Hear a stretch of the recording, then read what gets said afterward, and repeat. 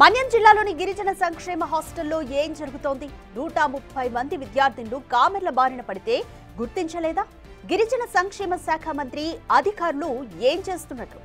ఇవే ప్రశ్నలు అందరిలోనూ తలెత్తుతున్నాయి. సకాలంలో మెరుగైన వైద్య సేవలు అందక, పౌష్టికాహార లోపం, ఇతర కారణాలతో పసిప్రాయంలోనే గిరిజన విద్యార్థులు మృత్యు ఒడికి చేరుతున్నారు. కురుపాం గిరిజన సంక్షేమ బాలికల గురుకుల పాఠశాలలో వారం రోజుల వ్యవధిలో 2 10వ తరగతి విద్యార్థులు మృతి చెందారు. కంబగూడకు చెందిన పువ్వుల అంజలి ఈ నెల 26వ తేదీన ఇంటి వద్ద మరణించింది. కల్పన అనే మరో స్టూడెంట్ కేజీహెచ్లో చికిత్స పొందుతూ చనిపోయింది. విద్యార్థుల మృతికి కలుషిత నీరే కారణమని అధికారులు అంటున్నారు. ఇప్పటికే హాస్టల్ గురుకులాల సెక్రటరీ గౌతమి సందర్శించారు. ప్రస్తుతం 37 మందికి కేజీహెచ్, 63 మందికి జిల్లా హాస్పిటల్లో చికిత్స కొనసాగుతోంది.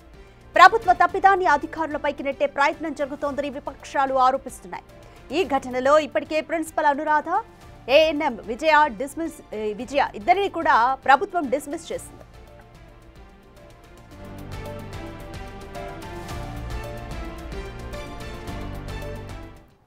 మోర్ డీటెయిల్స్ మా ప్రతినిధి శివశంకర్ అందిస్తారు. శివశంకర్, మన్యం జిల్లాలో ఉన్న గిరిజన సంక్షేమ హాస్టల్లో ఏం జరుగుతుంది అంటే, ఇంతమంది విద్యార్థులు ఒకేసారి కామెర్ల బారిన ఎందుకు పడుతున్నారు? కలుషిత నీరే కారణమా, ఇంకేదైనా ఉందా? అధికారులు కానీ ప్రభుత్వం ఎటువంటి సమాధానాలు చెప్తున్నారు?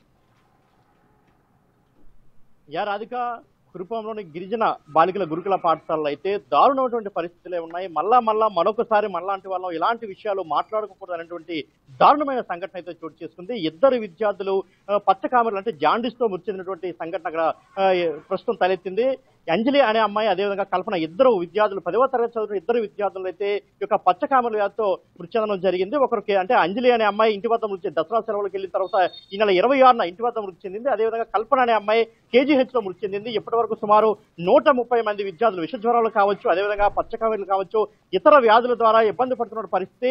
ఇప్పటికే వైజాగ్ కేజీహెచ్ లో సుమారు 40 మంది వరకు కూడా చికిత్స పొందుతున్నటువంటి పరిస్థితి నెలకొంది. అదేవిధంగా మనం చూసుకుంటే పార్వతీపురం మన్యం జిల్లా ప్రభుత్వ ఆసుపత్రిలో కూడా మిగతా విద్యార్థులు సుమారు 80 మంది వరకు విద్యార్థులు, మొత్తం 130 మంది అంటే మొత్తం 610 మంది విద్యార్థులు అక్కడ విద్యను అభ్యసిస్తుంటే 130 మంది విద్యార్థులు అయితే అస్వస్థతకు గురయ్యారు. వాళ్ళందరూ కూడా చావు బతుకుల మధ్య కొట్లాడుతున్నటువంటి పరిస్థితి ఉంది. ఇప్పటికే మనం చూసాం, గిరిజన సంక్షేమ పాఠశాల సెక్రటరీ ఎవరైతే ఉన్నారో గౌతమి కూడా పాఠశాలను సందర్శించారు. ఇదంతా కూడా కలుషిత ఆహారము, కలుషిత తాగునీరు కావడం వల్లే వచ్చిందని చెప్పేసి అక్కడ ప్రిన్సిపల్ అంజనాదేవిని కూడా ఇప్పటికే సస్పెండ్ చేయడం జరిగింది. అదేవిధంగా ఏఎన్ఎం కూడా ఇప్పటికే సస్పెండ్ చేయడం కూడా జరిగింది. మరోవైపు మనం చూసుకుంటే గిరిజన శాఖ మంత్రి గుమ్మడి సంజారాన్ని కానీ, అదేవిధంగా కురుపాం ఎమ్మెల్యే తోయక జగదీశ్వర్, వీరిద్దరూ కూడా గిరిజన బిడ్డలే, గిరిజన కోటలోని ఎమ్మెల్యేలు అయ్యారు, మంత్రిగా కూడా అయ్యారు. కానీ వీరికి ఎప్పటి వరకు కూడా విద్యార్థుల తల్లిదండ్రులు కావచ్చు, చనిపోయిన విద్యార్థుల తల్లిదండ్రులు కావచ్చు, ప్రస్తుతం అనారోగ్యంతో బాధపడిన విద్యార్థులు కూడా ఎక్కడ కూడా పరామర్శించిన పరిస్థితి ఎక్కడ కనిపించలేదు.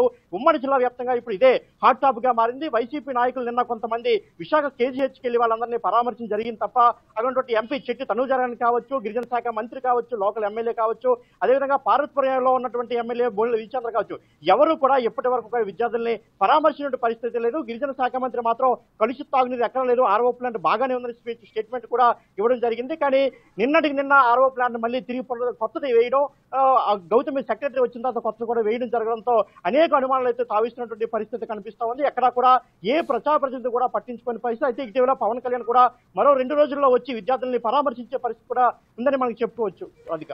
Right, thank you Shivshankar.